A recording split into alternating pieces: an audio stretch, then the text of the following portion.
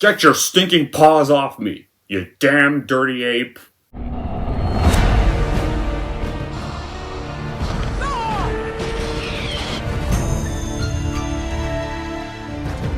were up, and they did. We're smart, and my...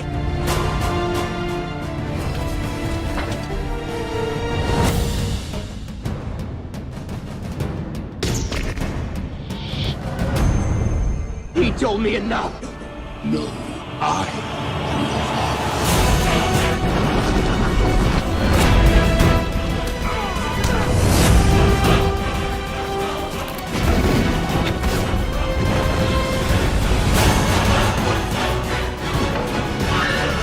Here's Chuck.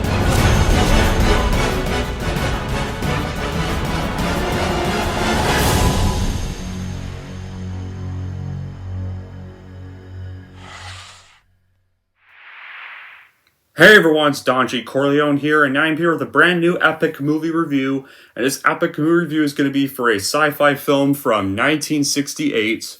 It was for pretty much the sci-fi movie that kickstarted a whole bunch of sci-fi franchises. And it was for one involving a bunch of apes and the extinction of humanity. And no, it's not the reboot trilogy, it's for the one that very much started all of this. That film was going to be for none other than 1968's Planet of the Apes, the very original movie.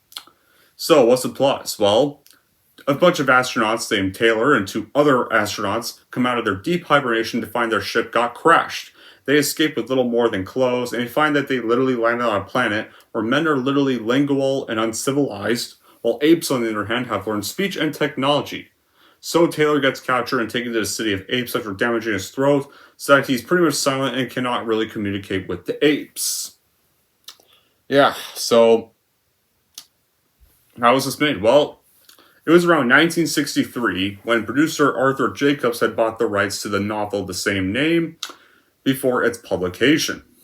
And Jacob had pitched the production in many studios, and then in late 1964, it would be announced as a Warner Brothers production, and Blake Edwards was going to be directing the movie. But then Jacobs made a successful debut as producer for the film that from 1964, What a Way to Go, for 20th Century Fox, and so he had begun pre-production on another film for the studio, which was a 1967 adaptation of Dr. Dolittle.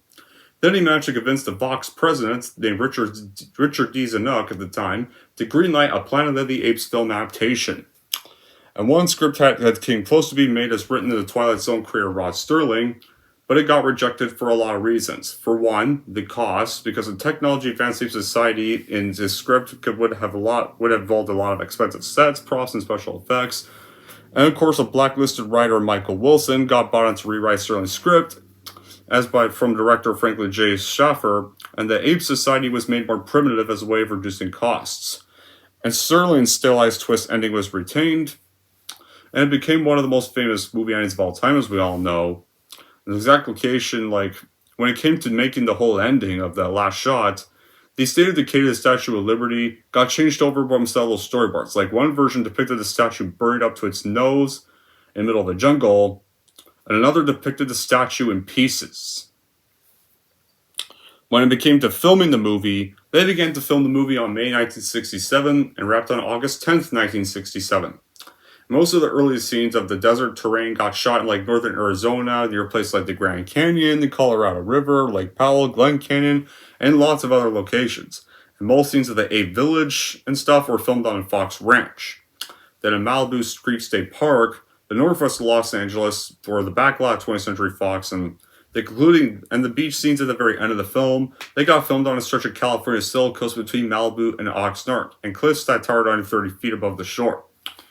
And the beach on foot was pretty much impossible, so in order to be lowered, cast crew equipment and even horses had to be lowered by helicopter. Once all the troubles were out of the way and Planet of the Apes was officially finished filming and being advertised to the public, Planet of the Apes would go on to premiere at the Capitol Theater in New York City on February 8th, 1968, and will be released in the United States to the public on April 3rd, 1968 by 20th Century Fox. And this was a hit for a lot of a hit kind of gross for a lot of movies at the time. There weren't like major 100 million grosses around the time of the 60s, so the film was a box office hit and earned a lifetime domestic gross of $33 million. It may not be a lot now, but back in the 1960s, it definitely was. And it got ground, and it was praised for its prosthetic makeup techniques by artists like John Chambers as well. And also, in general, it got well received by audiences and critics. It was nominated for Best Costume Design, Best Original Score at the Oscars, and won an honorary Academy Awards for Chambers. Then, of course, around 2001, it got selected for preservation in the national film industry. And not only that, Planet of the Apes, you all know, its success also launched a franchise. There were 4 sequels, the television series, animated series, comic books, lots of merchandise, and of course, that actor Roddy McDowell, may he rest in peace, had a long-running relationship with the franchise. He appeared in 4 of the original 5 films, although he was absent in the second film where his character was replaced by David Watson, and also was in the television series. Then the original film series would be followed in 2001 with a remake from Tim Burton that I had not heard good things about. And there was a reboot series that began in 2011. Now, when it comes to my reaction to the movie, well, upon watching this film, I bought this movie in Penticton, and I had watched it weeks ago. And as for my reaction to the movie, upon watching this film, this is no doubt a masterpiece in cinema, and you could definitely see exactly why it is. The movie that's based on this book, it's like an Americanized adaptation of it. Rod Sterling did the first drafts of the screenplay, he simplifies the plot by fitting it into the mold of his Twilight Zone TV series, and he introduced an anti-nuclear war theme that was not present in the novel. And because of all the budget constraints in the modern ape civilization, that had to be reduced to this less technological one.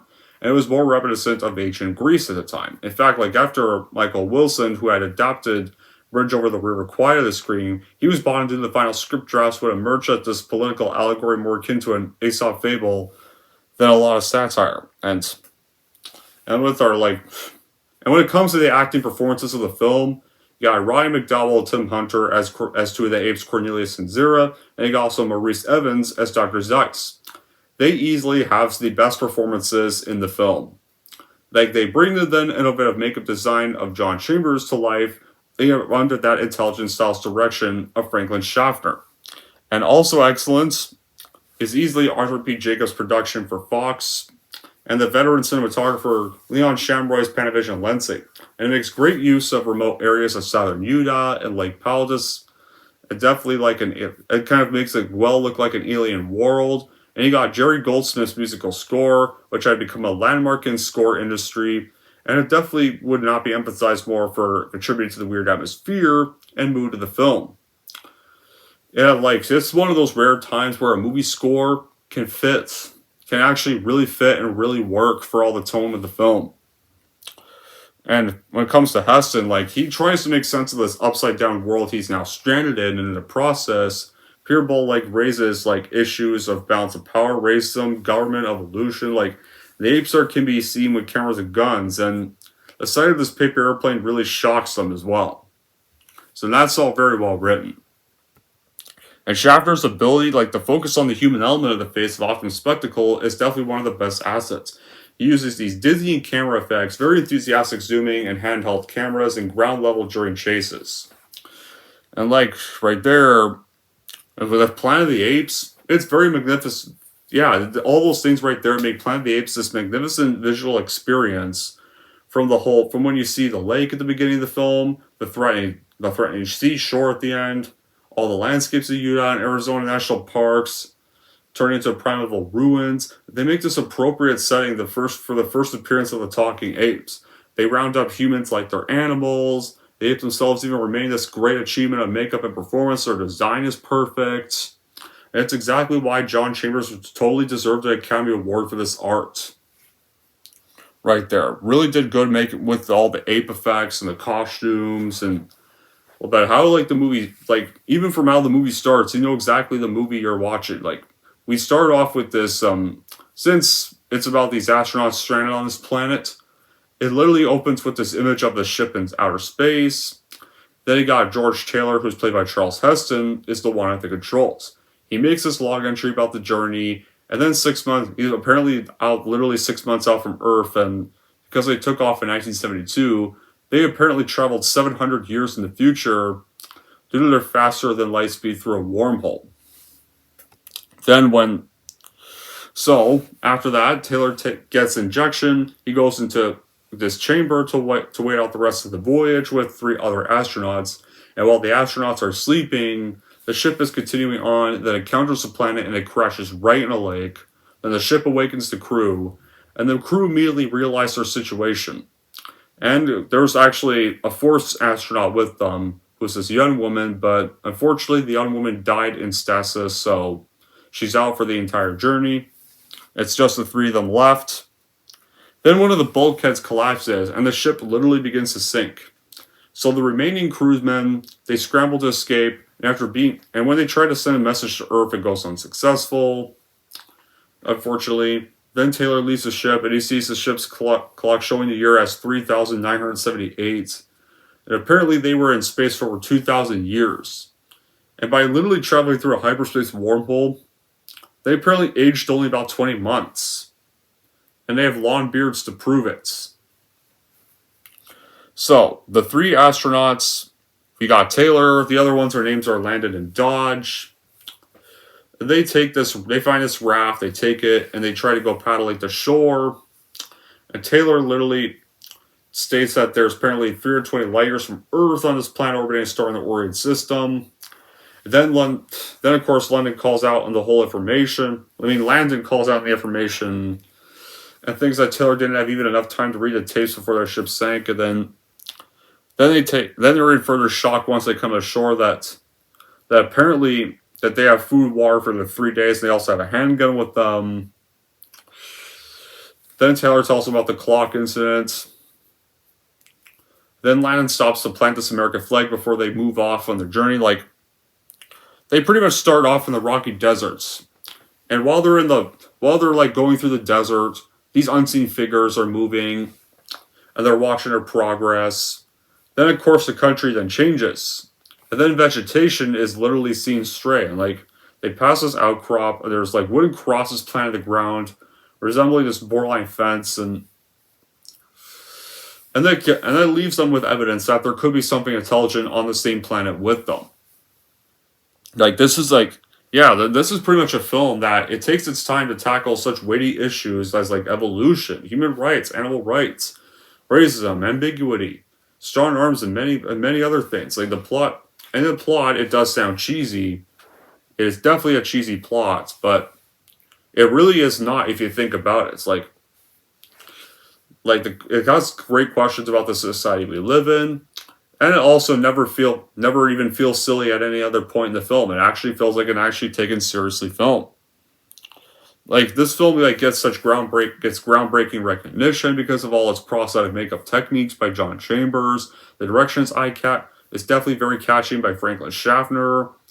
And Schaffner even adds many unique touches to the film, like the plane crash at the beginning of the film. It grabs the viewer immediately, and the chase scene ends up with Heston speaking as very gripping, and now he waits till the last possible second to show the apes and the hunt scene to get the full shock value. That's also a very amazing moment. And of course, let's not forget the very last scene where they find the Statue of Liberty. Very iconic ending right there. Very iconic. And John Chambers' makeup effects, they still hold up to this day for a film from the 1960s. The quality of the makeup would deteriorate until finally by 1973, where I think the 5th one had come out. By then they just merely turned to masks. But in its prime, the process was very tedious. The Gold era guy, Edward G. Robinson, apparently dropped out of the project and saying because he was apparently too old for the procedure. Then once they during the middle of the film, once they have passed the whole intelligent life force thing, they pass by crosses. They also see trees. They hear a waterfall. So that makes the 3. Heston and his 2 pals think they may survive, so they take their clothes off, and they decide to go swimming in the lake. Then they find a muddy bank, and they find footprints, and the footprints seem human. They investigate the footprints, and then something comes by and steals their clothes. And so the crew gives chase, catching glimpses of these humanoids through the thick vegetation. And then they find a way to a clearing, and they find this tribe of native men and women harvesting food from a tree. And the humanoids freeze as this bizarre noise echoes over the area. And the sound apparently sends off a stampede, and the crew becomes swept up in the human tide, and then they're part of the rout. And then they hear horses and gunfire, and the men change quickly direction. Then the men find out it's a trap, and they're being hunted by these apes riding on horses. Landa gets knocked unconscious and captured. George, on the other hand, is shot and killed. And the apes literally continue to herd the rest of the tribe into various traps. And Taylor gets shot in the neck, so his voice is damaged. That's right there in the whole scene. As quickly as the hunt begins, the hunt just ends quick. Dozens of humans get captured, more get killed and collected as trophies. And they also see a clinic where ape surgeons remove the bullet from Taylor's neck, and they continue to treat him. Then you also meet one of our first other good ape characters, Dr. Zira, played by Kim Hunter, who's this chimpanzee scientist. She wants Taylor to be kept alive so that they can experiment on his brain. Then Taylor wakes up and finds himself in a cage. And apparently Zira visits because she wants to see how the captured humans are going. And apparently he got the nickname Bright Eyes. Then Taylor tries to literally communicate, but because his throat is injured, he cannot speak. So Dr. Zeiss comes in, who's played by Maurice Evans, an orangutan, a minister for science ape. He arrives and investigates the latest captured humans, and Zira points out Bright Eyes to Zeiss, and Taylor cannot communicate still because his throat is still damaged. And Zira is convinced of his intelligence, but Zeiss is not convinced, and he cautions Zira about her behavioral studies. There's no heavy-handedness of Taylor fighting off for the rights of other fellow humans. He kind of just fights for his own rights to exist, and on his side are Zira and Cornelius are two chimpanzees, the two good ones of the film. One that studies humans, and the other that studies archaeology. And the bad guy of the film, Dr. Zeiss, is an orangutan and the Minister of Science. So pretty much Taylor's mere existence throws the existing order of ape society into order, and their sacred tests literally do not allow for evolution of ape from man, and they often speak of man literally being brutish or untamable or beasts, and from their point of view. And while exploring, and when you're exploring throughout the film, the lighting that looks realistic is even simulated to add to their journey. This heavy boulder nearly also falls and crashes into pieces. It forces the characters to run around it. All right there looks magnificent. And it's something that you would not believe was from a film that got made in 1968 of all years. For its time period of the 60s, it was truly ahead of its time. Even today, CGI can't do movies that are this believable. And finding that Statue of Liberty was definitely very stunning. It was quite an out-of-nowhere ending for a lot of people back then before Empire Strikes Back had been released. It was pure shock and awe. They found this talking human, and as soon as they find the talking human doll in glass in the cave, something's about to be up. But then, of course, they got to the Statue of Liberty, and that was just a bam in the audience's faces. Right there. So yeah, after two chimpanzees that saved Taylor's life, even though the throat injury rendered him mute and all, Taylor then got placed with a captive female who he named we meet, and he names her Nova. So he observes this advanced society of talking apes with this strict caste system. And apparently, from what we find out in this part, the gorillas are the military force and laborers, the orangutans oversee government and religion, and the intellectual chimpanzees are scientists and doctors. The ape society is pretty much a theocracy, with the apes considered as primitive humans as vermin to be hunted, either killed or outright enslaved, or used in scientific experiments. So then, Taylor pretty much convinces Zira and her fiance, who's Ryan Adal's character Cornelius, that he's as intelligent as they are, and makes a paper airplane. But Dr. Zeiss arranges for Taylor to be castrated against Zira's protest. But Taylor manages to escape, and he finds Dodge's stuffed corpse on display in a museum. but then he gets recaptured in the process, and finally is able to reveal he can speak as his throat injury is finally healed, and that alarms the apes. Like, the striking image of the apes is easily the film's strongest element. It's the remarkable makeup, that's very realistic, and it's like, even like makeup like this apparently took hours to apply the makeup to each ape character. And apparently it was tiring and stressful for the actors. The clothing was used very strongly to symbolize the ape's social structure and is very thoughtfully done. And more about Jerry Goldsmith's score I mentioned. The score is very unique, very creative, very original. It's literally this collection of noise from various common exotic instruments. It sounds like you probably never experienced most of. It definitely feels very haunting, and it maximizes the eerie, mysterious mood of the film. And it contributes to the weird atmosphere of the strange world that we're introduced in throughout the entire movie. Like, an intellectual view of the movie, like, it reveals all the issues that are still valid today. Whether the writer's intentions were to criticize society was anyone's guess. But apparently, like, during this whole time period of the 60s, there were a lot of problems in the world, like the Cold War, Vietnam War, the race relations, that, like, the film holds up well today. Because it manages to get the messages across in a very enjoyable way. You basically, the movie tells the viewers to go to mirror the question of strengths and weaknesses, and and eventually lead to something horrible like our own destruction. Yeah, the message is clear. Like, open your eyes, be gentle, and don't look down on anyone. It gives everybody and anything a fair chance. Right there. And of course, now, after, like, Taylor's throat is cured, injured throat is cured, we finally get to that iconic ending. And man, is this ending so iconic right here.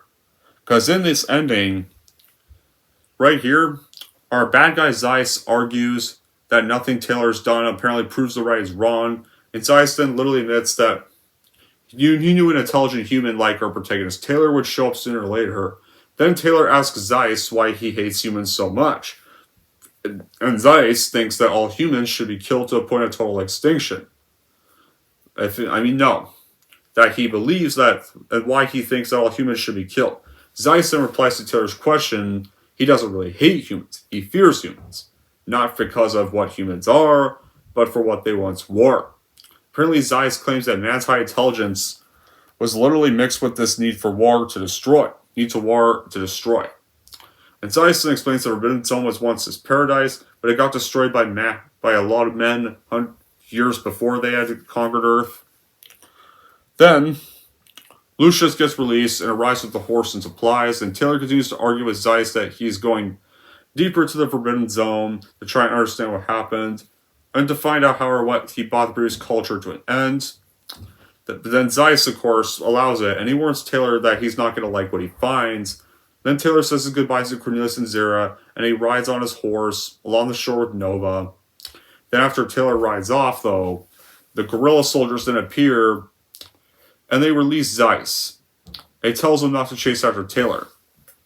But also, Zeiss also orders them to destroy the cave and seal it off. And also orders his guerrilla men to arrest Cornelius, Zira, and Lucius, telling the three chimps that they're going to be taken back to Ape City, and they're going to stand trial for heresy.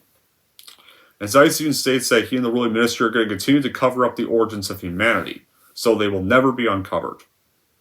Then when Zira asks Zeiss about what Taylor's going to find in the Forbidden Zone, he replies, his destiny. Yeah.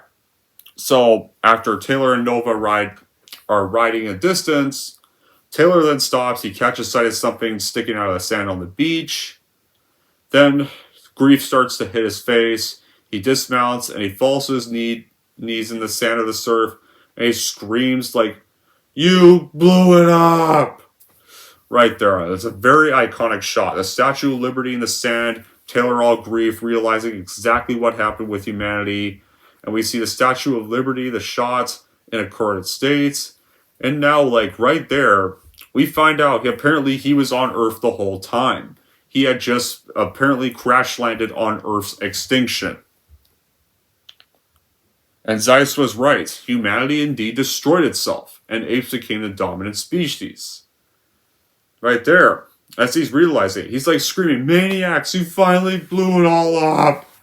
God damn you all to hell!" And like, yeah.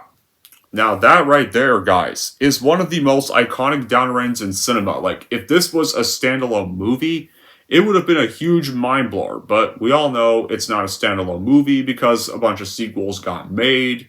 And that the series as a whole. Now, when it comes to the sequels, the second one was really the only good one. Escape is really overhyped, so there was no point in the other three to be made after Beneath. And of course, the only other good Planet of the Apes movies that aren't from the original series are the reboot trilogy. Although, War for the Apes I even have some problems with. Even though that's still a good film, I still have a problem with 2017's War for the Apes. Do I have any bad qualities with this movie, though? Well, if Planet of the Apes 1968 had some bad qualities, maybe some of the pacing issues, because while the film is 112 minutes, it doesn't really feel like that runtime, and it feels more like the 120-minute mark. So some scenes could have been shortened a little bit. That's just my opinion. But other than that, I think Planet of the Apes rocks, and it's definitely worth buying. So in the end, Planet of the Apes is totally worth watching and buying for any cinema goer, especially one that wants to see 60s cinema and what started more iconic sci-fi movies we have today in the near future, and see how these apes debuted to the screen. Anyways, that's it for my review of Planet of the Apes. If we're wondering how I'm going to rank Planet of the Apes, here's how I'm going to rank this movie. So overall, if you are a fan of sci-fi movies, totally watch and buy Planet of the Apes for your collection because it is definitely one of the most iconic films you'll find in cinema. And if you're wondering how I'm going to rank Planet of the Apes, I'm going to give Planet of the Apes, obviously, a 10 out of 10.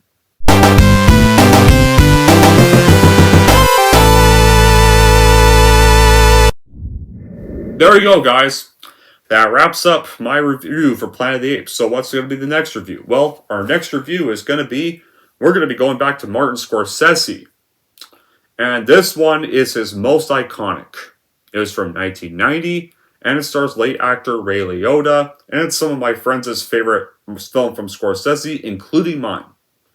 Yes, guys, Goodfellas is going to be the next review, and it's the one I'm definitely excited to review. Anyways, guys, that'll be it for this review. Thank you all for watching. If you like this, want to see more, and don't forget to like, subscribe to Don G. Corleone.